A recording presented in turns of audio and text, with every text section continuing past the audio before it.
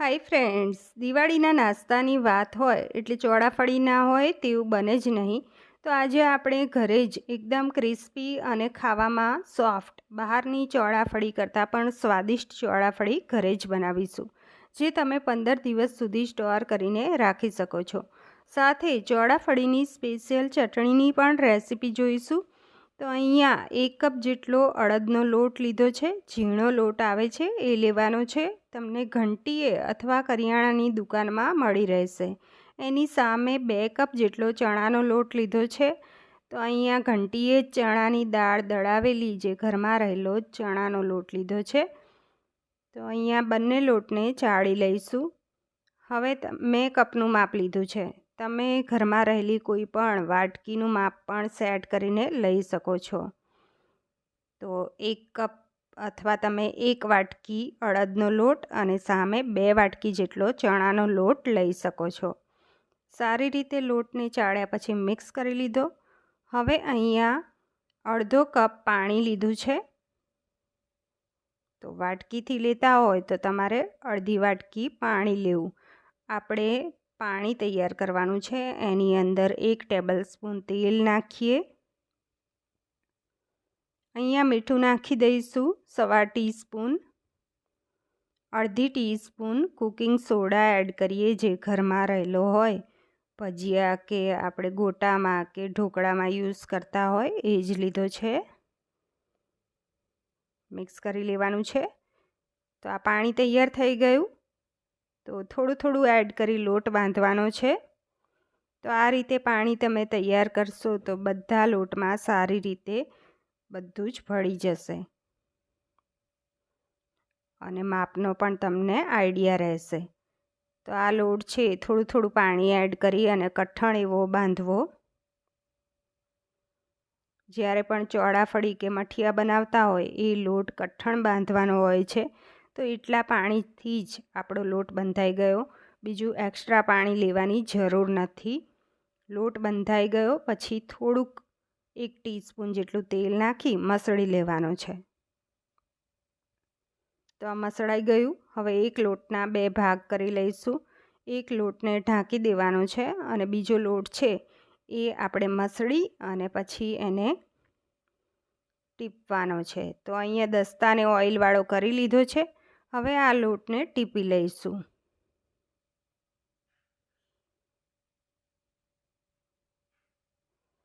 તો આ રીતે ટીપતું જવાનું છે. જેમ જેમ લોટ ટીપાશે એમ ચોળાફળી તમારી સોફ્ટ બનશે. આ પ્રોસિજર 5 મિનિટ કરી લેવી. તો ટીપવાથી ઝડપથી એ લોટ છે એ સ્મૂથ થઈ જાય છે. વજનવાળી વસ્તુ હોય એનાથી તમે આ રીતે ટીપશો તો જલ્દીથી લોટ સ્મૂથ થઈ જાય છે. તો ભેગું કરતા જઈશું અને ટીપતા જઈશું.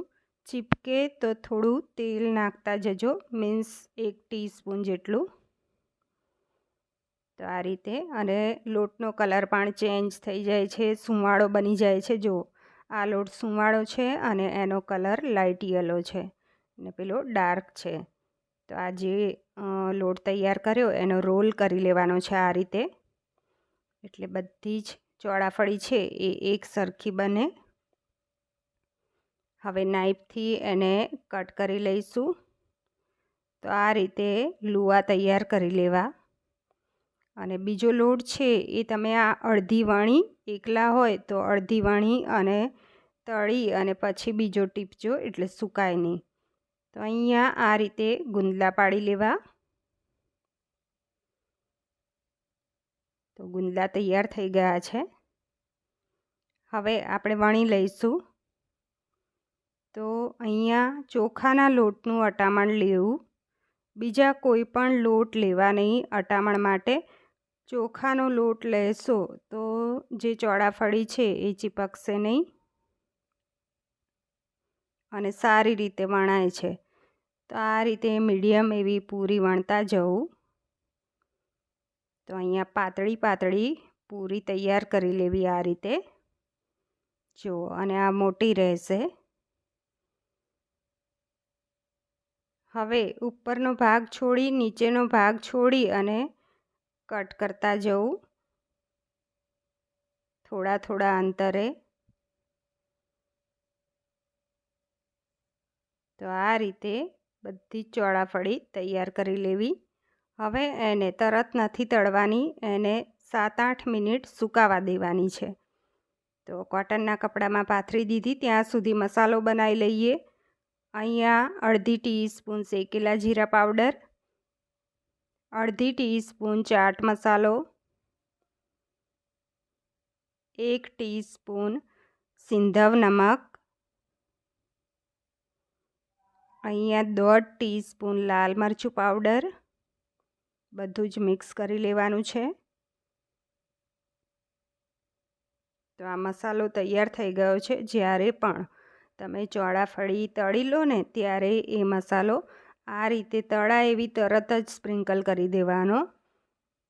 અને ચોળાફળી કેવી રીતે તળવાની છે એ તમે ખાસ જુઓ.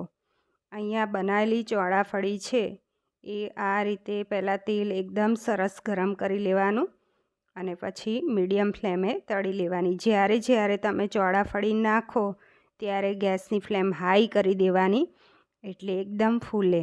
પછી મીડિયમ કરી લેવાની. મીડિયમ કરી અને આ ચોળાફળી છે એ ઝડપથી તળાઈ જાય છે. બંને સાઈડ ક્રિસ્પી કરી અને કાઢી લેવી. અને તેલ પણ એટલું નથી ભરાતું. તો એકદમ ફૂલેલી એવી ચોળાફળી તૈયાર થઈ ગઈ છે. ગરમ જ્યારે તળો ત્યારે વચ્ચે વચ્ચે મસાલો છાંટતું જવું, એટલે મસાલો ચીપકેલો રહે. તો આ રીતે મસાલો છાંટી દીધો. હવે અહીંયા કડાઈમાં ચટણી માટે 1.5 ટેબલસ્પૂન જેટલો ચણાનો લોટ લીધો છે. 1.5 ટેબલસ્પૂન કરતાં થોડોક વધારે, 1.25 ટેબલસ્પૂન અને 1/4 કપ પાણી નાખી મિક્સ કર્યું. હવે ગેસ ચાલુ કરી દેવાનો છે. આપણે લમ્સ ના રહે એટલે આપણે એને ગેસ બંધ રાખ્યો હતો અને મિક્સ કરી અને પછી ગેસ ચાલુ કરવાનો અને કન્ટિન્યુ ચલાવતા જઈશું, એટલે ચણાના લોટની કચાશ જતી રહે.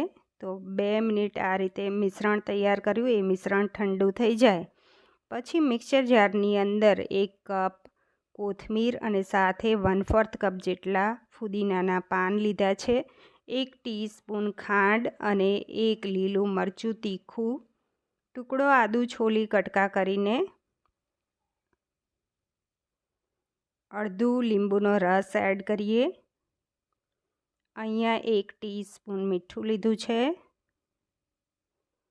તેની અંદર આપણે જે મિશ્રણ બનાવ્યું એ ઠંડુ થઈ ગયું છે અને 3-4 મિનિટમાં જે મિશ્રણ તૈયાર થઈ ગયું હતું ઠંડુ થઈ ગયું એટલે આમાં એડ કર્યું અને 1/4 કપ જેટલું ચિલ્ડ વોટર નાખી અને ચટણી તૈયાર કરી લેવી.